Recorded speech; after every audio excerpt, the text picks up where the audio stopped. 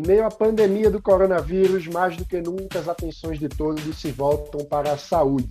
Os especialistas são unânimes sobre a necessidade de reforçar a estrutura de atendimento do sistema de saúde no Brasil, seja público ou privado, para que assim seja possível dar conta do aumento da demanda por atendimento hospitalar. E de onde pode vir esse dinheiro? Já são mais de 990 mil assinaturas pedindo que os recursos sejam tirados do chamado Fundão Eleitoral, que foi criado para financiar as campanhas eleitorais.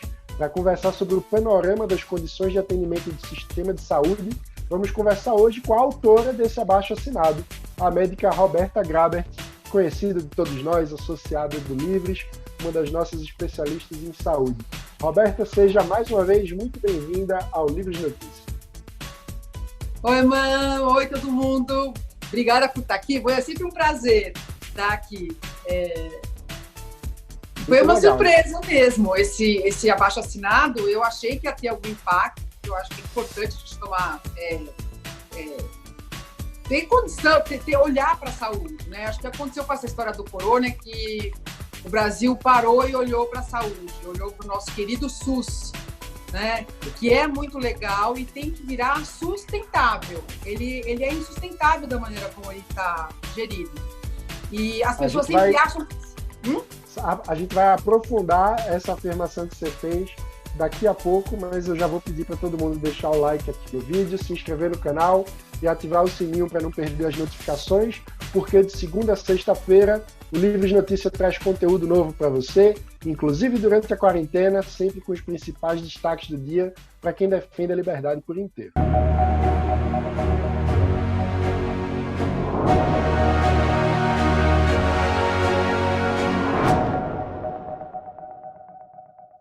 Roberta, retomando a linha de raciocínio que você falava na abertura, o SUS representou no Brasil um avanço civilizacional de levar o atendimento de saúde a quem mais precisa, algo que não existia antes, mas tem um desafio gigante de se tornar sustentável, né? O SUS ele já nasceu gigante, já nasceu muito grande, né? E ele está apoiado em em três pilares, né, filosóficos: a universalidade do SUS, a integralidade e a equidade. Né? Eu sempre falo que eu acho, né, e assim é uma coisa correta, que universalidade e integralidade brigam com equidade. Eu acho que talvez aí esteja o grande problema do SUS. Mas vamos tentar aprofundar. O que é que isso quer dizer? A universalidade quer dizer que é para chegar em todo mundo. Todo mundo. A integralidade quer dizer que tem que atender todas as doenças. Tudo isso. E a equidade quer dizer que tem que tratar a todos com o princípio de igualdade. Isso, é tratar os diferentes de maneiras diferentes. E de que forma você diria que os dois primeiros princípios brigam com a equidade? Porque eu acho que o que acontece? A hora que você tem integralidade, você, na verdade, já não está diferenciando o que para quem mais precisa, quem menos precisa. Você não está tratando de maneira desigual os desiguais, entendeu? Ou seja, então, você acaba gastando muito dinheiro com alguém que talvez não precisasse tanto. E com isso, deixa de atender outros que precisavam mais.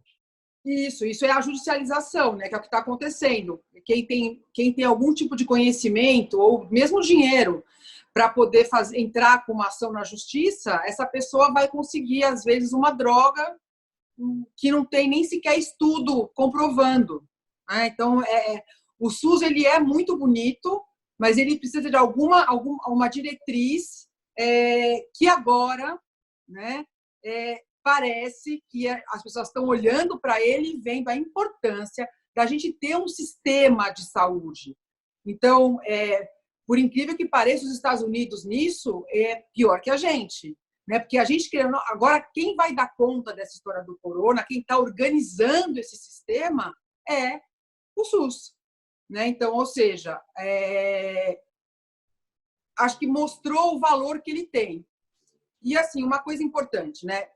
É óbvio que a gente fala muito em gestão, eu falo muito em gestão, o SUS ele tem uma gestão precária, mas o SUS já nasce subfinanciado, né? Financiamento de saúde é um rolo, porque no mundo inteiro a saúde é muito cara, eu acho que é onde pega para todo mundo, em qualquer país, mas o SUS ele nasce já mirradinho, ele já nasce com a sobra, o dinheiro que vai para lá nunca vai, é que nem a história da CPMF, não sei se as pessoas se lembram, mas a época que o Jatene fez a CPMF era para inteira para a saúde, aí ele aprovou o decreto, já não era mais para a saúde. Então, a saúde ela sempre fica com as sobras. Aí vem a história do teto, que não é teto, né? Isso é muito importante dizer, assim, qualquer outro setor, eu vou chegar na petição por aí, qualquer outro ministério, qualquer outra iniciativa pode ser destinada para a saúde. O teto é de gasto geral do governo. Então, pensando nisso... A narrativa da esquerda costuma falar como se o teto de gasto tivesse impedido de se aumentar os recursos para a saúde, o que é uma mentira, né? Mentira. É uma mentira. Saúde e educação estão fora disso. Então, assim, é uma mentira. É que as pessoas acabam... Eu demorei para entender isso, porque as pessoas sempre falam teto, teto, teto. Na verdade, o que a gente está falando é o mínimo. Então, a saúde aqui no Brasil, ela anda com o mínimo. Só que eles chamam de teto porque você, hoje em dia, tem um teto do orçamento máximo. E se destina, por exemplo, 5% para a saúde, eles vão chamar esse 5% de teto. Não é. Você pode destinar mais para a saúde, sim. Só que você não pode pegar esse dinheiro emprestado, você não pode alocar... Você tem que escolher dentro do orçamento, né? O dinheiro não cai do céu.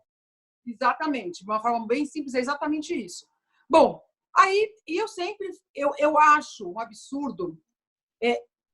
Como eu vou dizer, se você tem um fundo eleitoral, um fundo partidário, e eles de fato, vamos lá, no mundo ideal, eles de fato vão chegar naquele candidato que não tem dinheiro, que não pode pagar, que não consegue mobilizar nada.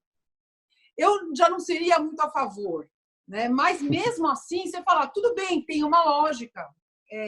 Eu já participei de uma eleição, eu vi como o jogo é bruto, e como precisa de dinheiro. E eu acho que a nossa estrutura política ela foi caminhando para acirrar isso. Só tem um jeito de quebrar isso. Aí eu acho que eu sou bem dura mesmo. Só tem um jeito, que é ir lá e falar não. Entendeu? Para ninguém. Vocês não souberam usar direito, agora não vai usar mais. Porque na prática, né, Roberta, o dinheiro acaba servindo aos interesses daquele que é dono do partido, né? Exatamente, e única e exclusivamente. É assim, são os interesses dele, e ele vai colocar o dinheiro onde ele quiser. Então, se ele quiser colocar no candidato que é o mais rico do partido dele, e não quiser dar nada para o pobrezinho, ele não vai dar nada para o pobrezinho. Né? Ainda por cima vai fazer a história dos laranjas, né? Ainda por cima vai, às vezes, expor a pessoa a ter um processo e tudo mais. Então, eles não têm o menor escrúpulo em fazer isso. E a gente está falando de 2 bilhões de reais, né, Roberto? Na verdade, se juntar os dois, né, partidário e o eleitoral, o 3, né? E aí você vê uma pessoa morrendo. Isso que a gente está falando lá na petição, eu fiz questão de colocar, porque apesar de estar muito impactado com o corona, a gente fica falando do corona, o Brasil é um país que, basalmente, a gente tem gente que morre de sarampo ainda. Existe um surto de dengue. Né? E ninguém está falando nisso porque a gente só fala do corona. Então, é um pouco diferente da Europa, no sentido de que na Europa, realmente, assim, está matando pessoas mais velhas e eles podem se preocupar só com isso. Aqui, além da gente ter que se preocupar com pessoas que vão morrer, a gente tem que se preocupar com as que já estão morrendo. Ou seja, a preocupação é dupla, né? Não é que não tem que se preocupar com o corona, é que tem que se preocupar com o corona e não pode esquecer da dengue, da zika, da chikungunya, do sarampo. E vendo isso, assim, eu sou política, eu gosto de política, vendo isso, eu acho insensibilidade mesmo. Como que a gente pode parar um congresso, pedir dinheiro para isso, que é um dinheiro que vai ser gasto para nada. Eu acho que assim, o eleitor, mesmo desses partidos, eu acho que o eleitor vai falar, poxa, esse partido é muito legal, porque ele deu esse dinheiro para cuidar de pessoas. Porque política é gostar de pessoas. Ou Política seja, não é então gostar de dinheiro. o objetivo é permitir que os partidos possam direcionar o recurso do fundo partidário eleitoral para o SUS, não é isso? Isso. Né? Eu coloquei lá até a atividade do Corona, mas assim, é para o SUS. E na reportagem lá na Band News, ele me perguntou o que eu faria com dinheiro. O que eu faria com dinheiro, se eu pudesse, porque é assim, isso é outra coisa. A gente tem que simplificar a maneira como o dinheiro, você destina uma verba, essa verba ela tem que A para B.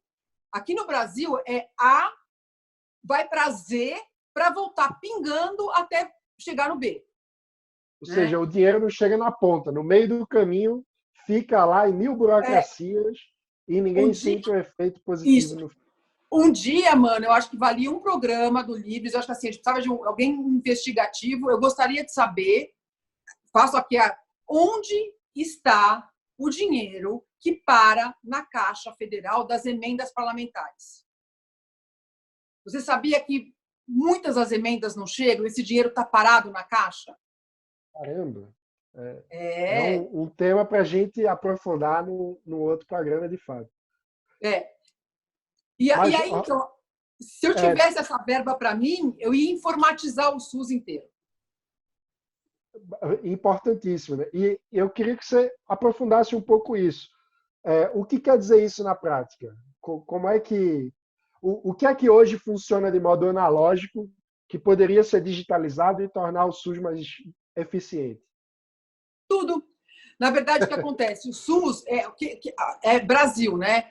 A gente tem alguma parte do SUS que é informatizada, e a gente tem telemedicina no SUS, inclusive muito boa, né? Mas é para um viés. Só que você tem várias iniciativas e nenhuma delas se conversa. Então, por exemplo, como você fala da RUT, né? A RUT, o que é? A RUT é uma rede de telemedicina, né? Na verdade, do Exército, se eu não me engano. Aí você tem a iniciativa de Minas Gerais. Eles não se conversam. Não tem integração do sistema. Não tem. Então, o que a gente precisa fazer é colocar tudo isso num sistema só. E quando eu falo com as pessoas, porque eu adoro ideias, mas eu sou informática, não é a minha área. Quando eu falo isso com as pessoas que são técnicas, elas falam que isso é muito possível e que isso é fácil de fazer. Então, quando você vai lá para o Congresso e fala de telemedicina, por exemplo, ou você fala de informatizar, o que eu noto é uma falta de vontade. E eles ficam falando que é muito complicado, que é impossível, mas porque tem uma coisa... No contexto da crise do corona, a gente viu avançar a regulamentação da telemedicina, né? Avançou e agora vai ser uma avalanche. Eu espero que chegue com tudo mesmo. Eu espero que chegue como numa guerra. Né? Assim, se eu estou vendo... Porque vai ser tudo muito rápido. Porque a gente tem um excesso de regulamentação, a gente tem um excesso de leis que acaba fazendo com que a gente fique para trás. E agora eu posso falar pelos pulmões, essa proibição da telemedicina, de teleconsulta, na verdade, nunca existiu uma proibição, isso também é uma coisa engraçada, porque a gente se impôs uma proibição, né, com medo, porque, na verdade, a gente estava num limbo, a gente estava com uma regulamentação de 2002. E, assim, que bom, porque a gente estava ficando para trás, o Brasil não ia ter tempo de ficar com o mundo, porque, assim, quem pudesse ia fazer uma consulta de telemedicina com o médico da Johns Hopkins, com o médico, e o nosso SUS, entendeu? Ele não ia poder fazer isso. E o nosso médico, alguns médicos eram tão resistentes, eu cheguei a falar isso para vários colegas. Gente, o cara vai sentar na sua mesa e vai falar que ele já fez a consulta com o professor doutor de lá. E você está anotando com caneta. O cara está usando algoritmo porque diagnóstico, tudo isso, é óbvio que a gente vai usar. Você tem que ter alguém atrás da máquina. O médico, ele é fundamental. A parte da emoção, de você olhar a pessoa, a história fazer um sentido diferente. Agora, que te ajuda muito ter um algoritmo que já te dá os principais... As probabilidades de diagnóstico. Lógico! Ajuda muito. Imagina o cara no meio da Amazônia, lá e ele tem essa ajuda, porque ele vai estar tão ocupado com aquele paciente que, às vezes, ele não pode perder 1, 2 horas para ir pesquisar alguma coisa. Isso tem que chegar mastigado para ele mesmo. E que bom! Né? A gente está falando de um lugar que não tem um neurologista. Pois é. Agora, Roberto, tentando trazer a discussão mais para o preparo do sistema para lidar com o coronavírus. Como é que a gente tem dados suficientes para saber se tem leitos ou não? A falta de informatização, de digitalização do SUS, atinge também essa capacidade de gestão do sistema? Com A gente certeza. sabe quantos testes a gente é capaz de fazer, ou quantos leitos a gente tem, ou de quantos a gente precisa, e, enfim, para poder nortear o trabalho de enfrentamento à pandemia?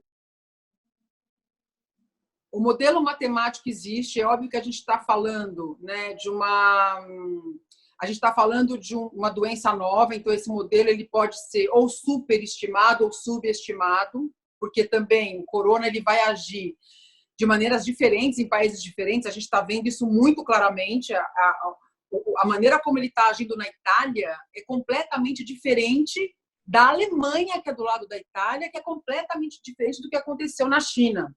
Né? Então, os modelos, eles também vão ser... Não, a gente aqui no Brasil, é óbvio que a gente tem o acesso ao modelo, mas a gente vai ficar aquém, porque isso que você está falando é telemedicina de logística, né? Que é justamente isso que eu acho que é o que mais falta no SUS, é o que nos ajudaria muito. E não, a gente não tem isso ainda de uma maneira protocolar. Então, porque como funciona? Essas ações em saúde, em tudo também, elas funcionam com uma repetição da cadência. Então, é assim, inclusive, que você faz as evidências. Né? Você vai empilhando o dadinho. Quanto mais dados você tem, maior vai ser a sua evidência e melhor o seu resultado. Então, a gente está engatinhando nisso. Mas tem alguns lugares, algumas ilhas de excelência que tem. Por exemplo, o Hospital Albert Einstein tem. Eles têm, inclusive, eles têm um mecanismo que, quando você chega no pronto-socorro, eles têm um algoritmo, pelos sintomas que a triagem coloca, eles já separam uma vaga para você na UTI ou no apartamento. Sensacional. E, inclusive, o Einstein está assumindo a gestão dos leitos provisórios que estão sendo construídos eu não lembro se no Pacaembu ou no Morumbi, no Pacaembu. O que mostra também como o sistema de saúde pública não necessariamente precisa ser estatal na gestão, né, Roberto? Não precisa. Então, é assim, eu acho que agora também vai abrir um caminho, porque era muito difícil. Existe muita corrupção em saúde, né? E eu acho que ela é tão vergonhosa que a gente não fala dela. A gente fala muito da corrupção política, mas a saúde ela continua sendo um lugar onde a corrupção rola solta.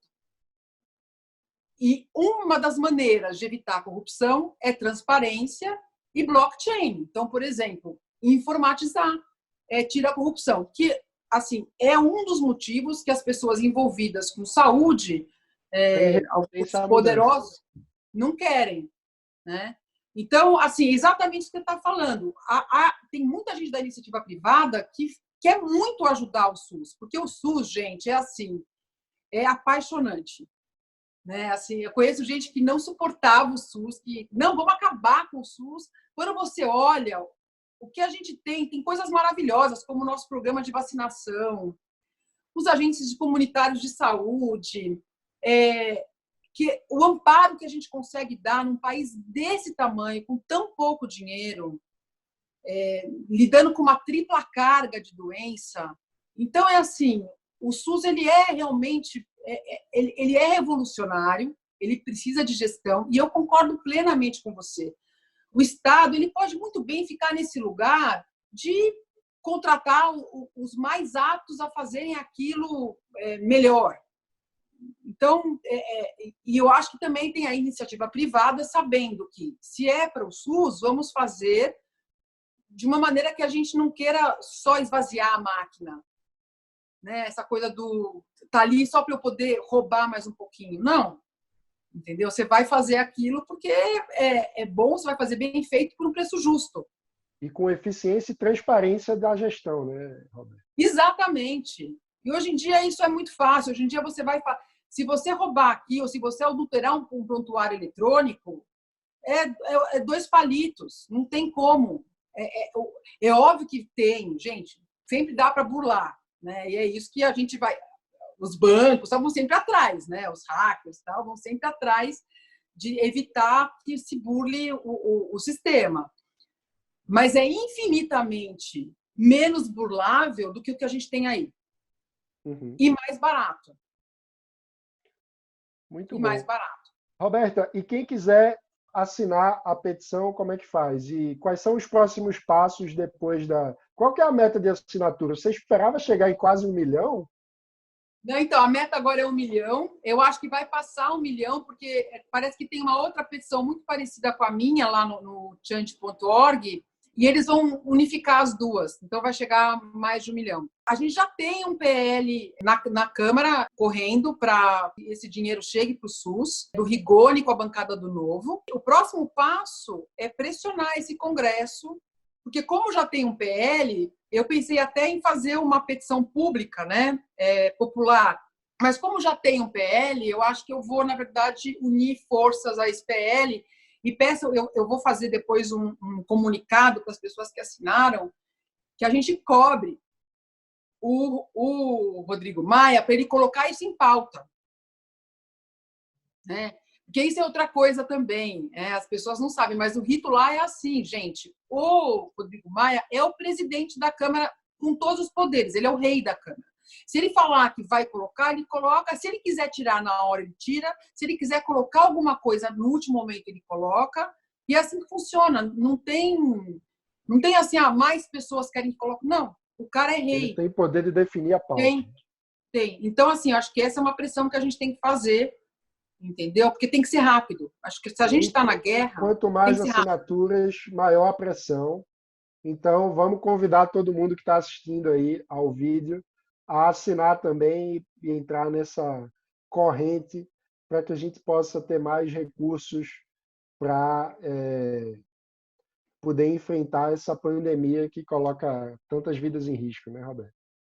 Exatamente. E assim, na verdade, assim, a pandemia, esse dinheiro que vai para o SUS, ele não vai ser gasto com a pandemia. Ele tem que ser investido no SUS. Porque a gente tem que pensar o seguinte, a pandemia vai passar. A gente tem que pensar o seguinte, a gente tem que estar preparado para a próxima pandemia. A gente tem que melhorar a saúde de base no Brasil. Então, vamos usar esse recurso para já deixar pronta a nossa cama, o nosso colchão de seguridade de saúde. E é assim que esse dinheiro tem que ser gasto, né? Então, eu acho importante mesmo essa coisa, para quem que vai dar esse dinheiro? Esse dinheiro tem que ser dado para um bom gestor. E eu tô vendo que eu tô achando que o Mandetta está fazendo um trabalho, me surpreendeu. Eu fiquei muito feliz. Muito feliz. Está sendo muito eficiente na gestão dessa crise. Muito. É isso. Roberta, muito obrigado pela entrevista e até a próxima. Obrigada a você, meu querido. Gente, tchau para vocês. Tem mais uma petição lá. Tem uma petição lá que é para desconto de 30% do salário dos juízes, legisladores e executivos. E vamos tratar disso aqui no Livros de Notícia ao longo dos próximos dias.